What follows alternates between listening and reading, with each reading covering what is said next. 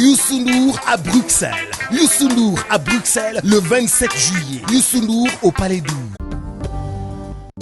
Il est 20h sur les antennes de la télé Futur Média. Mesdames, Messieurs, bonsoir. C'est parti pour les titres de cette principale édition. Nous sommes le 20 juillet et certains quartiers de Dakar sont toujours sans eau. C'est le cas à l'unité 26 des Parcelles Assainies. Les populations disent vivre un véritable calvaire. À Niaritali, l'espoir est permis. Les habitants ont noté une légère amélioration dans l'approvisionnement pour la SCOSEN. La démocratisation de la coupure d'eau peut être une solution en attendant le retour à la normale. Le secteur de la distribution passé au peigne fin. Le ministre du Commerce et les associations de consommateurs autour d'une table ce vendredi. La présence de Auchan au Sénégal a occupé une place de choix dans cette rencontre. Des concertations sont prévues pour une réorganisation du secteur. L'Union des Après la sortie de Maître Ousseynou Fall, l'avocat de Khalifa Sall persiste et signe dans la magistrature comme dans tout corps de métier, il y a des corrompus. L'inégale répartition des pédiatres dans le pays, un facteur bloquant dans la prise en charge correcte des enfants.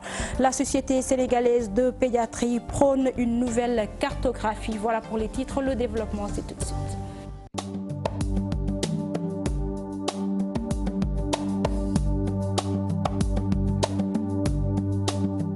Bonsoir à tous et merci de nous recevoir chez vous. La date du 20 juillet annoncée comme marquant la fin de la pénurie d'eau à Dakar, à l'unité 26 des Parcelles Assainies. Rien n'a changé, la localité est toujours sans eau, un véritable calvaire pour les populations. Reportage Fatou Bintou Conté et Gervais Yao. L'eau est devenue un luxe à Dakar. À l'unité 26 des Parcelles Assainies, la promesse des autorités en charge de l'eau d'améliorer la distribution ce 20 juillet n'a pas été respectée. La pénurie persiste. On n'a pas vu une seule goutte d'eau. On s'est tous débarbouillés le matin au réveil. Et pourtant, on nous avait dit que ce 20 juillet, la situation allait s'améliorer. On n'a rien vu. De l'unité 1 à l'unité 26, il n'y a pas d'eau. On n'arrive pas à se laver ni à faire nos ablutions. Ça, c'est vraiment pas normal. Pas de goutte d'eau aujourd'hui. Nous sommes fatigués. On nous avait dit le 20 juillet, mais rien que de promesses. Ces habitants, jusqu'à des heures perdues de la nuit, sont à la quête d'une goutte d'eau. Une situation qui commence à perdurer. On ne dort pas la nuit. On ne dort pas la nuit. Nous passons des heures à transporter de l'eau, jeunes comme vieilles. Nous vivons une situation infernale. On est fatigués. Et à force de transporter des quantités énormes d'eau tous les jours à des niveaux élevés, elles finissent par tomber malades. Nous sommes tous malades à force de transporter de l'eau. Tout le monde est malade. Moi-même qui vous parle, je suis malade. Mais comment faire? Plus de l'eau jusqu'à 4 h du matin, je te dis. Hein? Du talon nalaw, hein? Sa xel dalul. Ñun ñep dañoo fe man mi do je suis malade. Dama rol ba son problème bop la am. Ndax ndox bi une femme qui transporte 20 litres d'eau, 20 bouteilles de 10. Nga yégo ko ci kaw. Loolu bu guddé fo jëm. Et puis encore, l'eau est d'une qualité douteuse. La qualité de l'eau laisse à désirer. Hier, l'eau était rougeâtre. On paye la location très cher et on est obligé d'acheter de l'eau pour boire. Et cela, vous pensez que c'est facile?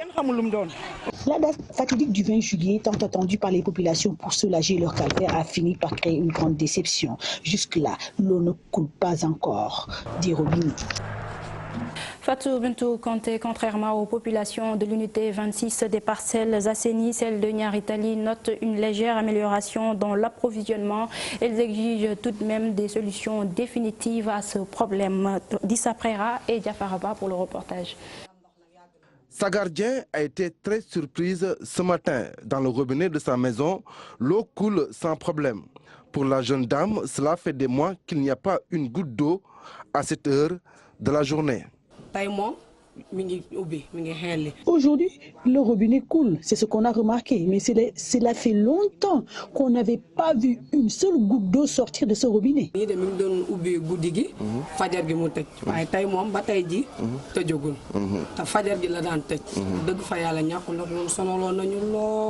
Pourtant, en face de chez Sagar, la situation est tout autre. Mme Djemé, elle, n'a pas d'eau qui coule de son robinet ce matin, mais la jeune dame estime que la situation s'est légèrement améliorée depuis quelques heures.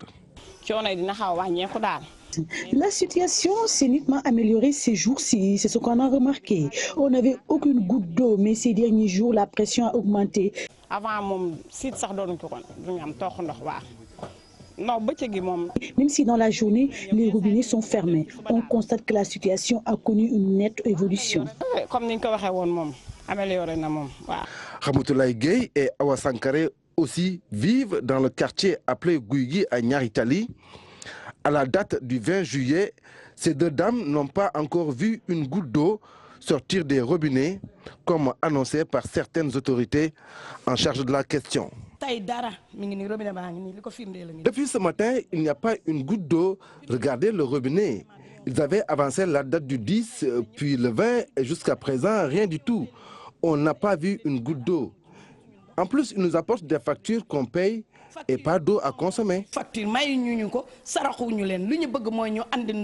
Ndox bi commencé ñëw correctement parce que depuis ñu naan la 20 waaye ba tey amuñu ndox dañuy wër ni 4 heures du matin la ñuy yeew di dem di uti ndox jigéen ñi fii moom ñëpp a sonn dañuy wër ndox bay bëgg a dee. À Niaritali, les populations sont assez partagées sur la situation. Si certains pensent qu'il y a une légère amélioration dans l'approvisionnement en eau, dans le même quartier, dans certaines maisons, l'eau ne coule toujours pas. Issa Préra Lascosen dit regretter cette situation. Son président Momar Ndao estime que la démocratisation de la coupure d'eau peut être une solution en attendant le retour à la normale. Je vous propose de l'écouter au micro de Ibou Diouf. Nous disons que c'est une situation inacceptable. Nous sommes en 2018, nous devions avoir de l'eau. Cette eau n'est pas là pour plusieurs raisons, principalement pour des raisons de retard d'investissement. Et aujourd'hui, s'il n'y a pas d'investissement, il ne peut pas y avoir de l'eau. Je pense que c'est extrêmement important. Maintenant, il y a un certain nombre de projets qui sont dans le pipe. Bon, ces projets ne sont pas encore arrivés à maturité et à finalité. Et donc, je pense qu'il est extrêmement important que l'on puisse accélérer. Mais en attendant, nous avions proposé à la SDE de faire ce qu'on appelle la démocratisation de la pénurie. Ça veut dire que nous avions constaté qu'à Dakar, il y a des quartiers qui avaient de l'eau en permanence et d'autres qui n'en avaient pas du tout. Et nous avons demandé au directeur général de la SDE de faire ce qu'on appelle la démocratisation de la pénurie. Ça veut dire qu'il n'y ait pas de quartiers nantis qui ont l'eau tout le temps, mais qu'on puisse, en utilisant le système des conduites, fermer certains quartiers pour une partie et donner un peu d'eau. Et d'ailleurs, c'est ce qu'on est en train de tester actuellement au niveau donc, des parcelles assainies. Et c'est ça qui a permis de faire un peu plus en tout cas, donner un peu plus de bonheur aux populations. Donc une sorte de démocratisation de la pénurie, une sorte de délestage en fait. C'est une sorte de gestion de régulation de l'eau. Je vous le disais dans les titres, le ministre du Commerce a rencontré les associations de consommateurs sénégalais ce matin. Beaucoup de questions ont été abordées par rapport au secteur de la distribution. La présence de Auchan au Sénégal a occupé une place de choix dans cette rencontre. Le ministre annonce des concertations entre les différents acteurs pour une réorganisation du secteur. Compte rendu de cette rencontre avec Ibou Diouf et Demandao. Des membres des associations consuméristes à la rencontre du ministre du Commerce. Sur la table, beaucoup de préoccupations des consommateurs sénégalais. La présence de Auchan au Sénégal a aussi occupé une bonne partie des débats. Au niveau de la régulation, donc après ce qu'on a appelé la gestion de l'urbanisme commercial, donc tout ce qui est implantation, la moralisation des pratiques commerciales, c'est le renforcement du contrôle économique. Renforcement du contrôle économique, le contrôle de qualité au niveau des boutiques, au niveau des supermarchés, au niveau des gros distributeurs et au niveau même des étals de quartier. Je dis bien ce que Auchan fait, ce que Carrefour peut faire. Demain, on peut avoir un supermarché Inaqua.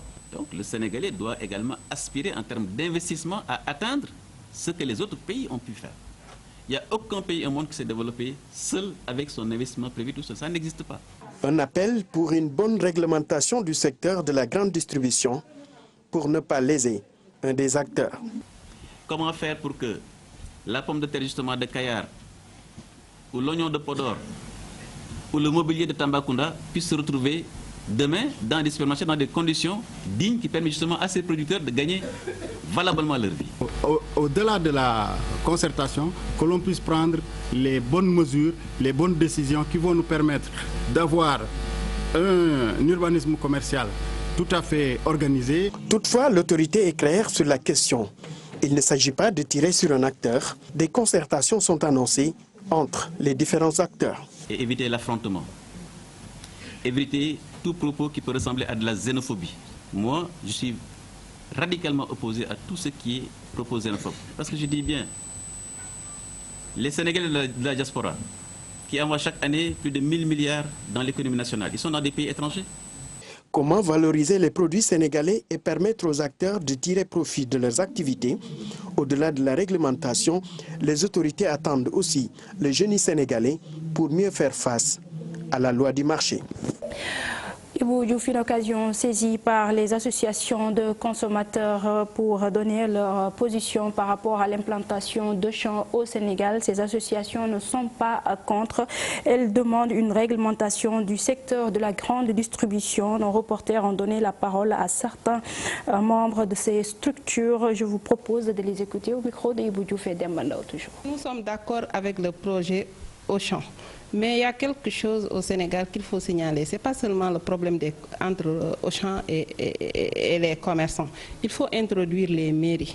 Parce que c'est aux mairies de réguler ou bien de surveiller tout ce qui est sécurité et les services d'hygiène. Maintenant, tous ces obstacles-là sont éliminés par Auchan. Cette réunion ne fait que retarder, en tout cas, les revendications des consommateurs pour que Auchan reste. Parce que ce qu'on nous a dit aujourd'hui, on l'a dit dans un rapport de 98 pages qu'on peut transmettre à la presse le 1er septembre. Tout ce qui a été dit aujourd'hui, si on l'avait appliqué, on n'aurait pas eu ce problème.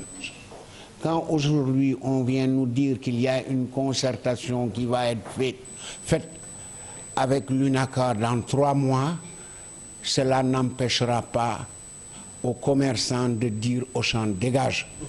Nous continuons le combat, nous allons faire comme eux, mettre des t-shirts et dire Auchan reste. Parce que Auchan reste ne veut pas dire pour nous que nous n'avons pas le droit de contrôler s'ils font de la mauvaise qualité ou s'ils font des prix comme ils veulent.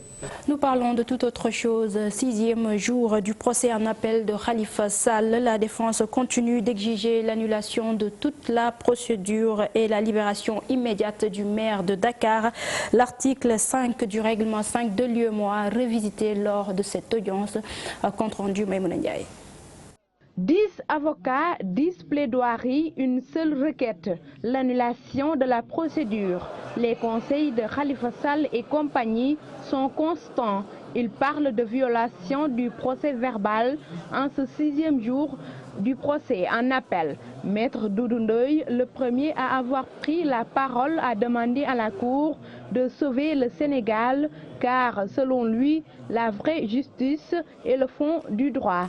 Maître Bamba Cissé, lui, se dit choqué et étonné. Pour l'avocat, cette exception ne va pas être surmontée en droit, ce qui signifie que le débat est clos. Dans quelle justice sommes-nous, s'interroge Maître Cissé, qui promet d'aller même jusqu'en cour de cassation avec son client. Le procès verbal doit être purement et simplement annulé. Maître Mbaïsen, lui, évoque l'article 5 du règlement 5 de l'UEMOA, tout comme ses confrères, Maître Paganou, Maître Ndeyfatou Touré, Maître Youssouf Kamara, entre autres. Ce qui fait que la demande d'examen des requêtes est manifeste. Les mesures d'urgence sont vivement préconisées par ces conseils du maire de Dakar. Ils terminent en exigeant la libération immédiate de leurs clients. Une demande à étudier ce lundi à la reprise du procès. Maïmouna Ndiaye, merci. L'Union des magistrats sénégalais condamne fermement les propos de Maître Ousseynou Fall, un des avocats de Khalifa Sall. Dans une de ses plaidoiries, l'avocat avait soutenu qu'il y a des magistrats corrompus au Sénégal. Les détails du communiqué de l'UMS avec Alassane Ba. À côté des magistrats honnêtes, intègres, il y a malheureusement des magistrats qui sont corrompus. Je ne pense pas par là avoir offensé qui que ce soit. Des propos qui ont fait réagir l'Union des magistrats sénégalais. L'UMS condamne ce qu'elle qualifie de propos irrévérencieux, discourtois, pour le moins outrageants et d'une extrême violence envers les magistrats. Toujours dans le communiqué, Souleymane Teliko et compagnie fustigent le comportement de Maître Ousseynou Fall, avocat de Khalifa Sall. Ils estiment qu'il ne saurait en aucune façon constituer une ligne de plaidoirie. L'UMS exige plus de respect à l'endroit des magistrats sénégalais. Maître Ousseynou Fall qui persiste et signe, il soutient que dans tout corps de métier il y a des corrompus. Il rappelle tout de même qu'il y a des hommes intègres dans la magistrature sénégalaise du moins. Je vous propose de l'écouter au micro de Alassane Ba et Mbaye Diouf. C'est vous qui m'apprenez que ma plaidoirie a choqué l'UMS, l'Union des magistrats sénégalais. Je ne pense pas m'être attaqué, avoir attaqué plutôt l'ensemble des magistrats sénégalais. Au contraire, dans ma plaidoirie, j'ai quand même tressé des lauriers, couronne de lauriers, à certains magistrats intègres et qui font la fierté de la magistrature et qui font la fierté des Sénégalais. Et j'ai même cité le nom de son actuel président, Souleymane Teliko. Nous avons une magistrature des juges, nous avons eu la chance d'avoir eu des magistrats vraiment dignes, comme Kebambaye, comme des magistrats comme Youssou Ndiaye. Mais ce que je dis, je l'ai dit et je n'ai fait qu'exprimer un sentiment général que ressent malheureusement tout le peuple sénégalais. La marche du 13 juillet réussie, le combat se poursuit pour le Front de résistance nationale. Les opposants déplorent la situation du pays. Ils exigent également la libération de Khalifa Sall. Ils demandent à l'État du Sénégal de respecter ses promesses vis-à-vis de la population. Ils faisaient face à la presse cet après-midi. Compte rendu Pape Faragning et Mardien. Le Front de résistance nationale de l'opposition insiste toujours sur les mêmes revendications. Il exige une élection présidentielle transparente et apaisée, avec la participation de tous les acteurs. Ce qui nous intéresse, c'est que les droits de chaque candidat soient respectés et que tous ceux qui veulent être candidats puissent l'être. C'est pourquoi d'ailleurs nous nous battons pour que le système du parrainage puisse être mis à terre, d'autant plus que le système du parrainage aujourd'hui pose de gros problèmes, là encore, de fonctionnement. Rien ne nous dit que ce système pourra être mené jusqu'au bout sans difficulté. Pour le moment en tout cas, ce que nous constatons, c'est que la Cour d'appel a confirmé sa position vis-à-vis du jugement de Khalifa, mais la défense de Khalifa Sall a, je pense, fait un recours en cassation. Une pénurie d'eau avec des promesses de rétablissement non tenues s'y ajoute l'annonce des délestages. Le Front se dit préoccupé par cette situation. Je crois que le problème de l'eau est un problème qui est aujourd'hui patent, qui est clair et net. Les populations en souffrent. Tout le monde en souffre, c'est vraiment quelque chose sur laquelle le président de la République et son gouvernement doivent absolument trouver une solution. Mais je vous indique que nous attendons tous à ce que dans les semaines et les mois qui viennent, ce soit maintenant l'électricité qui vienne s'ajouter. Après la marche du 15, le Front compte sillonner les familles religieuses et le corps diplomatique pour les sensibiliser sur les dérives du pouvoir. Pape Faragning, merci. Le dossier du contrat d'affermage va bientôt connaître une issue. Le ministre de l'Hydraulique et de l'Assainissement annonce la date du 26 juillet pour la transmission du dossier à la DCMP. Mansour Faye, qui était l'invité de Lucie Pentumi avec El Hadj Hassan Gueye, je vous propose de l'écouter. L'évaluation n'est pas chose facile Et au niveau du ministère, la commission des marchés est présidée par donc, le directeur de l'administration générale et de l'équipement, le DAGE. On a mis en place effectivement une commission d'évaluation indépendante, composée donc de plusieurs experts, de la primature, de la présidence, du ministère des Finances, le secteur parapublic et des consultants indépendants. Cette équipe a déjà fini en tout cas son travail et transmis le dossier au niveau donc, des services donc, de la commission des marchés pour quand même des réglages. J'attends parce que moi je n'ai pas encore le dossier entre les mains, mais dès qu'ils auront terminé, nous allons prendre en tout cas les dispositions nécessaires pour transmettre le dossier à la DCMP effectivement pour avis de non-objection. Université populaire de l'engagement citoyen, une plateforme panafricaine pour la jeunesse. Fadel Barro, le coordonnateur de Y'en a marre, estime qu'avec cette plateforme, des jeunes Africains vont échanger et proposer des solutions aux problèmes de l'Afrique. Il est interrogé par Dissa Preha et Diafaraba. C'est pour une fois les jeunesses africaines créent leur propre agenda. Ils ne se retrouvent pas parce qu'ils sont invités ou parce qu'ils sont regroupés pour qu'ils discutent de problématiques qui ne les concernent pas, mais ils sont regroupés autour de leurs propres problématiques, de leur propre agenda et envisagent ensemble les mêmes solutions. Parce que les jeunesses africaines, c'est aussi la particularité des mouvements citoyens, ils ont conscience qu'ils ont le même destin et ils ont ce même destin, ils le construisent ensemble. Le défi aussi, c'est de donner la parole aux Africains. Que les jeunesses africaines parlent de leurs problèmes et quelles solutions ils devraient voir. Non pas parce qu'ils sont dans des ateliers où on leur met des canevas, mais c'est eux qui viennent, ils prennent la parole directement. Ils prennent la parole et ils parlent. Parce que aussi parler, c'est important, parce que c'est par la parole aussi qu'on façonne le monde. Nous parlons santé à présent, 6e congrès de la Société sénégalaise de pédiatrie. La santé de l'enfant préoccupe. Les professionnels invitent les parents à amener leurs enfants chez le pédiatre au moindre signe d'alerte. Un conseil pour les parents, il ne faut jamais minimiser la souffrance de l'enfant. La cérémonie d'ouverture donc de ce 6e congrès s'est tenue ce matin à Dakar, compte rendu de cette première journée avec Mame Biram Diouf et à la caméra Gervais Yao. L'attention que les parents doivent accorder à leurs enfants en veillant sur leur santé peut faire reculer de nombreuses pathologies, souvent mortelles. Cela passe donc par une précocité du diagnostic pour ne rien donc négliger. Dès que je constate que ça ne va pas, j'amène mon enfant chez le médecin.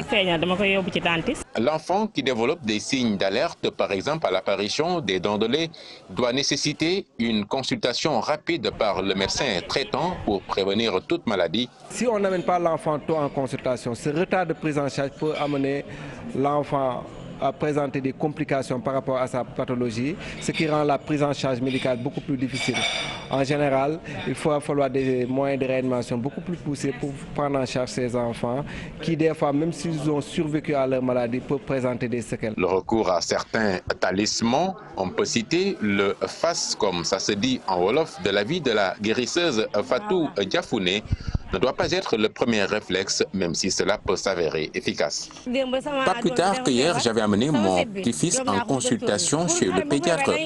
Mais je dois dire également que le FAS protège l'enfant. C'est la coutume chez nous, cependant le talisman ne me prive pas de solliciter les services du pédiatre. S'il y a d'autres signes que les parents remarquent à côté de la fièvre, tels que la diarrhée par exemple, des vomissements, écoulement nasal, écoulement d'oreille, d'amener l'enfant consulter le plus rapidement au niveau de la structure de santé pour qu'un diagnostic d'abord puisse être posé et pour qu'un traitement adéquat puisse être fait. Pour la bonne santé de l'enfant, l'amener chez le pédiatre dès qu'il manifeste le moindre signe de maladie, un conseil que donne Jean-Baptiste Diouf. Mame Biram Diouf, la mauvaise répartition des pédiatres dans le pays, un facteur bloquant dans la prise en charge correcte des enfants. La Société sénégalaise de pédiatrie prône une nouvelle cartographie. Son secrétaire général, Jean-Baptiste Niakhor, que je vous propose d'écouter. Globalement, on peut dire qu'il y a un déficit de pédiatres, vu que le ratio pédiatre sur nombre d'enfants n'est pas respecté. Mais je pense qu'au-delà de ce ratio, c'est plus la répartition des pédiatres à l'échelle du pays qui pose problème. On voit que les pédiatres sont plus concentrés à Dakar et dans les capitales de région. Et les zones les autres zones en milieu rural, il y a un déficit, un manque de pédiatres. En pratique quotidienne, la prise en charge de ces pathologies respiratoires occupe une place importante. À titre d'indicateur, on peut dire par exemple, dans une constatation sur 3, le patient présente une pathologie respiratoire. De même en hospitalisation, pratiquement 25% en général de nos hospitalisations sont constituées par les pathologies respiratoires de manière générale. Nous allons dans le sud du pays. Interdiction de la coupe de bois en Casamance. À Sédhiou, les menuisiers ne savent plus à quel sens vouer pour les appuyer. L'Agence pour la promotion et le développement de l'artisanat a organisé une session de formation de 5 jours sur l'utilisation d'un nouveau type de bois facile à trouver. Écoutons à ce propos Pape Amadi Nao, président de la structure. Il est au micro de notre correspondant Bakary Conté. Aujourd'hui, pour vendre un produit, qu'il soit artisanal ou autre, il faut nécessairement des compétences techniques sur le plan commercial, managérial, marketing, etc. Nous sommes venus avec des machines à coudre, avec du matériel de transformation des produits céréaliers et fruitiers. Nous sommes aussi venus avec une formation en technique de fabrication pour les artisans menuisiers. Des meubles à partir des panneaux stratifiés. Comme vous le savez, cette formation a coïncidé avec la rareté du bois massif. Mais nonobstant cet événement, c'est une technique qu'il fallait acquérir, puisque aujourd'hui pratiquement tous les meubles sont faits à partir de ce type de bois. Toutes les cuisines sont faites à partir de ce type de bois. Et c'est un bois qui lutte contre la déforestation, qui a bon marché et qui est facilement constructible, et qui est léger et qui est bien fini. Je pense que ils l'ont dit eux-mêmes, que c'est une aubaine de pouvoir détenir ces techniques de fabrication de meubles à partir de ce produit. Et nous allons continuer à généraliser cette technique dans le pays. Les orphelins du naufrage de Bettenty et les talibés victimes d'incendie à Mbour n'ont pas pu être pris en charge par les autorités faute d'extrait de naissance. Le ministre Ramatoulaye Gueye Diop exhorte les parents à déclarer leurs enfants à la naissance. Elle s'exprimait à l'occasion de la Semaine nationale de l'enfant africain. Elle est au micro de Abdourahmane Diallo. En décembre dernier, un drame douloureux a frappé les enfants de Kerbaka Diao, victimes innocentes ayant péri dans l'incendie de leur dara à Mbour. Ce drame, faut-il le rappeler, n'est pas isolé. Aussi, dans ses efforts pour garantir les droits et la protection des enfants victimes de mendicité, l'État, dont la permanence s'est également manifestée lors du naufrage de Bettenty, a-t-il pris un certain nombre de mesures pour assainir ce milieu et accélérer l'abandon de la mendicité. C'est sur ces mots que je déclare close la 3e édition de la Semaine nationale de l'enfant en exhortant les communautés à redoubler d'efforts pour assurer la promotion et la défense des droits fondamentaux de tous les enfants. C'est vous dire, chers parents, tous les risques auxquels nos enfants sont exposés quand ils ne sont plus sous notre responsabilité. Focus sur la radio Chine internationale à la veille de la visite du président chinois au Sénégal. Une radio avec un personnel sénégalais qui émet à 95% en langue française pour marquer la venue historique du président Xi Jinping. La RSI a décidé de consacrer des magazines à la Chine. Ibrahima Khan et Mardien y ont fait un tour. Située à quelques encablures de l'université Cheikh Anta Diop, la radio Chine internationale est présente à Dakar depuis 3 ans.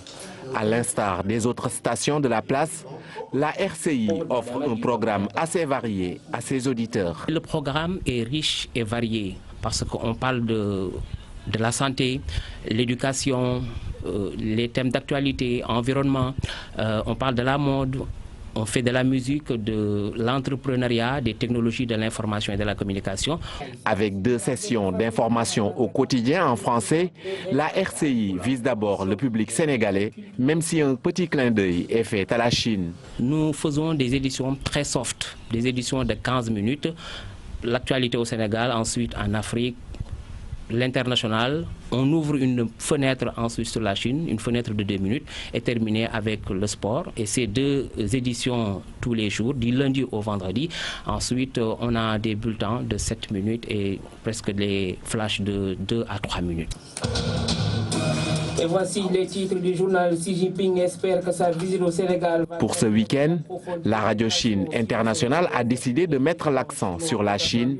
La visite du président Xi Jinping oblige. Pour la journée du 21 juillet, c'est le jour de son arrivée ici au Sénégal, on a prévu des magazines spéciaux. Parce que tous les magazines qui vont passer sur l'antenne de Radio Chine Internationale, ce sont des magazines consacrés à la Chine et le Sénégal. Donc c'est de 14h presque jusqu'à 2h du matin. Même la musique, on a prévu de diffuser de la musique chinoise comme un magazine qui s'appelle Dablash. La RCI émet dans 4 régions du Sénégal que sont Dakar, Saint-Louis, Ziguinchor et Kaolack. Elle soufflera le 27 juillet prochain sa 3e bougie au Sénégal. Ibrahim Akan, merci. Sur l'international, Joseph Kabila devant les 2 chambres du Parlement congolais. C'était ce jeudi un discours qui était très attendu par l'opinion congolaise et la communauté internationale. Le chef de l'État congolais hors mandat depuis 2016 entretient le flou sur son avenir politique. Son adresse à la nation ne renseigne pas sur sa volonté de quitter le pouvoir au lendemain des élections de décembre prochain. Le récit est signé Daniel Diouf. Un discours qui intervient à 1 semaine de l'ouverture du dépôt des candidatures à la présidentielle de décembre prochain, le 23 plus précisément. Discours qui fait ellipse des questions sur lesquelles l'attendait l'opposition, la nation en général. D'abord, dire clairement qu'il n'est pas candidat. Ensuite, annoncer des mesures de décrispation telles la libération des prisonniers politiques, le retour des exilés politiques, la liberté de manifestation, la sécurité dans le Kasaï, entre autres. L'opposition clame sa déception sur ces aspects. En revanche, Kabila affirme que le cap vers les élections de décembre 2 fois reportées reste maintenu et qu'il s'engage toujours à respecter la Constitution. Un engagement non équivoque, précise-t-il. Seulement, pendant ce temps, ses partisans battent campagne pour sa candidature à un 3e mandat et Kabila lui-même appelle à comprendre sa passion pour le Congo, ce qui installe le doute, l'inquiétude chez l'opinion en général. Le chef de l'État congolais qui a encore plutôt fait dans l'autosatisfaction, selon le comité laïque de coordination. Kabila louant un modèle démocratique qui a fait ses preuves. Joseph Kabila, très critique aussi vis-à-vis des Occidentaux, fustigeant les sanctions infligées à des membres de son entourage. Et comme pour se démarquer de l'étranger, le chef de l'État congolais annonce que désormais, les élections seront entièrement financées par l'État congolais. Pour rappel, c'est au titre de la Constitution et de l'accord du 31 décembre 2016 conclu entre les évêques congolais et le président Kabila lui-même qu'il est tenu à s'engager à céder son fauteuil après les élections du 23 décembre prochain. Le risque encouru en cas de violation, des troubles sociopolitiques ou, pour dire fort, une guerre civile. Nous sommes tant sacrifiés. Daniel Diouf, le discours de Joseph Kabila, loin d'être celui que le peuple congolais attendait de lui, c'est du moins la conviction de Fred Bahouma, membre du mouvement citoyen congolais La Lucha. Il estime que le chef de l'État congolais n'a qu'une chose à faire, quitter le pouvoir conformément à la Constitution et à la volonté du peuple congolais. Fred Bahouma prenait part ce vendredi à l'Université populaire de l'engagement citoyen organisée par le mouvement Yanamar. Il est au micro de Lisa Prera. Il n'a pas fait un discours sur les élections. Il était supposé faire un discours sur l'état de la nation. Il a passé plus d'1 heure à parler. On ne comprend pas ce qu'il voulait dire à la fin. Mais ce qu'on retient, c'est qu'il aurait dû quitter le pouvoir il y a 2 ans. Il est toujours au pouvoir et le peuple ne va pas le laisser continuer. On va se mobiliser. On se mobilise depuis. On ne va pas s'arrêter jusqu'à ce qu'il puisse quitter le pouvoir. par des élections qui soient démocratiques, vraiment libres, démocratiques et transparentes, et non pas par ce qui semble aujourd'hui être des élections fabriquées, dont on sait avec certitude qu'elles ne seront ni libres, ni démocratiques, ni transparentes, et qu'elles seront juste, si elles arrivaient à être organisées, qu'un processus de cooptation des dirigeants qui n'ont rien à voir avec la volonté populaire. Lutte avec frappe avant de boucler cette édition. Eumeu Sène Bombardier, c'est ce 28 juillet. Le roi des arènes, très confiant, il a organisé une caravane ce mercredi et a rencontré les leaders politiques de Mbour. Ces activités entrent dans le cadre de la mobilisation pour cet événement.